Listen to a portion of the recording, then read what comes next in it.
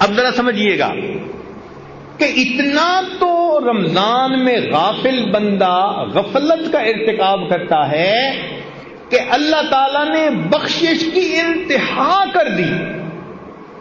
میرے بندے، میں شیطانوں کو بدوا رہا ہوں، میں تمہارے لیے پرندوں کو، مچھلیوں کو دعاؤں پہ لگا رہا ہوں، اور میں تمہیں اختیار دے رہا ہوں، جو روزہ رکھ کے مانگو گے میں تمہیں دوں گا. پھر بھی اگر تم میری طرف متوجہ نہیں ہوتے تو اس کا مطلب ہے تم بدبخت ہو پرلے درجے کے.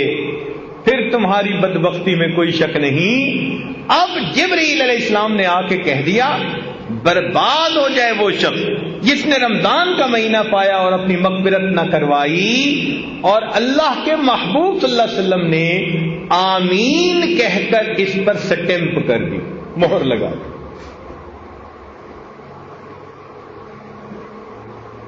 تو رمضان کے بعد کا دن یا تو ہمارے لیے عید ہوگا یا ہمارے لیے وعید ہوگا.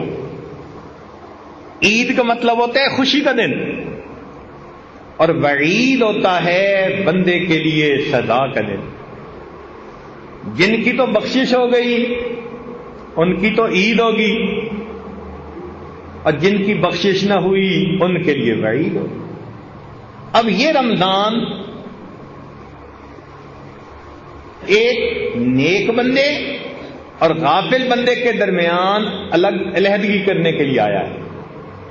کچھ وہ ہیں جو اس مہینے میں زندگی کو بدلیں گے، حقوق العباد پورے کریں گے، حقوق اللہ پورے کریں گے، پچھلے گناہوں کی معافی مانگیں گے، زندگی کے رخ کو بدل لیں گے. یہ ہوں گے جو اللہ کی رحمتوں سے حصہ پانے والے ہوں گے. اور کچھ ایسے بھی ہوں گے کہ جو زندگی کی روٹین تھی وہ وہی رکھیں گے، اللہ تعالیٰ کو محتاج نہیں کسی کے. ایسے لوگ اپنی پیشانی پہ بدبختی کی مہر لگوا دیں، اپنے جہنم میں جانے کا راستہ ہموار کر دیں.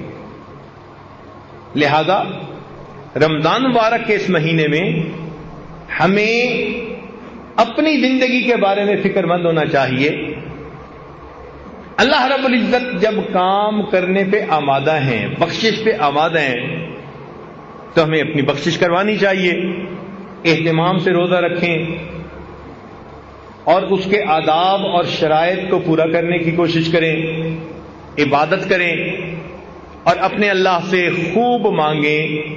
یہ مانگنے کا مہینہ، بخشش کا مہینہ، اللہ تعالیٰ کی طرف سے عطا کا مہینہ ہے.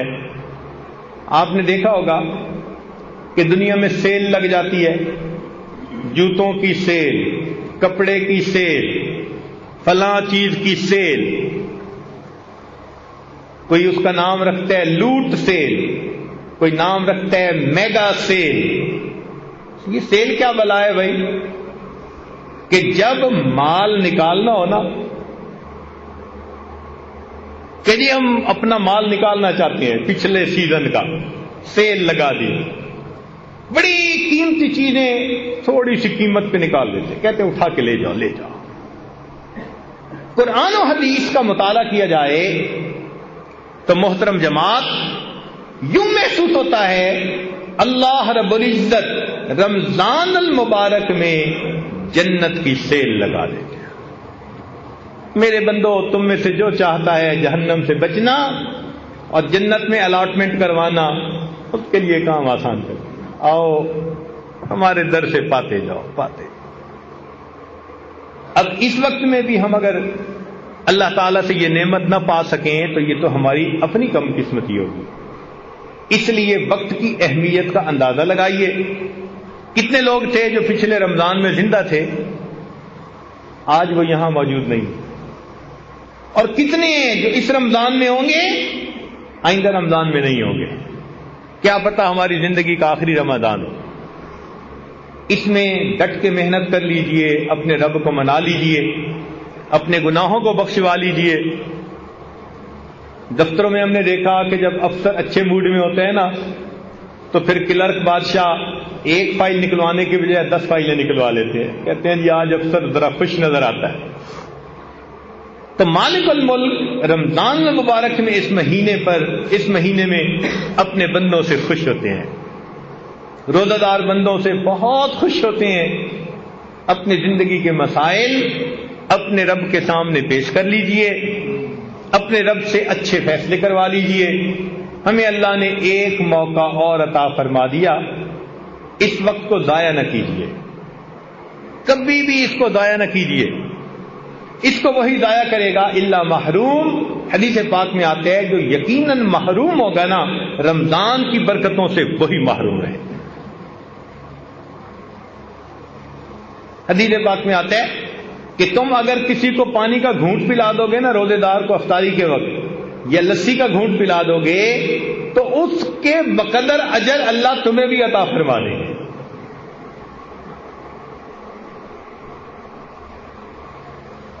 کتنی اللہ رب العزت کی رحمت اور بخشش ہے۔ یہ دھلنے کا مہینہ، ایک ایک لمحے میں وہ برکتیں اللہ تعالی کی طرف سے اترتی ہیں۔ اگر کوئی دل کو قبول کرنے والا بنائے تو ایک ایک لمحے میں وہ اللہ کا ولی بن سکے۔ رمضان کا ایک لمحہ بندے کو ولی بنا دینے کے لیے کافی ہے۔ اللہ کی طرف رجوع کر لیجئے۔ کئی دفعہ ہم نے ہی لاک لگائے ہوتے ہیں نا دروازے کو۔ ہم نے ایک ملک میں دیکھا، افریقہ کا ملک تھا، وہاں مکان کے 3 4 تالے لگے ہوتے تھے، ایک تالا پھر دوسرا پھر تیسرا۔ تو ان سے پوچھا، وہ کہنے لگے جی کہ ہمارے ہاں یہ جو کالے لوگ ہیں یہ بہت ہی من مرضی کرنے والے لوگ ہیں، تو کئی مرتبہ یہ گھر میں گھس آتے ہیں چوری ڈاکے کے لیے، تو پھر ہم نے کئی تالے لگائے ہوتے ہیں۔ مجھے بھی ایسے ہی لگتا ہے کہ ہم نے بھی اللہ تعالیٰ کی جو رحمت کا دروازہ ہے نا اس کو گناہوں کے تالے لگائے، یہ کھل نہ سکے۔ جھوٹ کا تالا لگا ہوا ہے، لوگوں کے دل دکھانے کا تالا لگا ہوا ہے، بد کرداری کا تالا لگا ہوا ہے۔ حدیث پاک میں آتا ہے کہ چند بندوں کی اللہ تعالی لیلۃ القدر میں بھی مغفرت نہیں کرتے، لیلۃ القدر میں بھی ان کی مغفرت نہیں ہوتی۔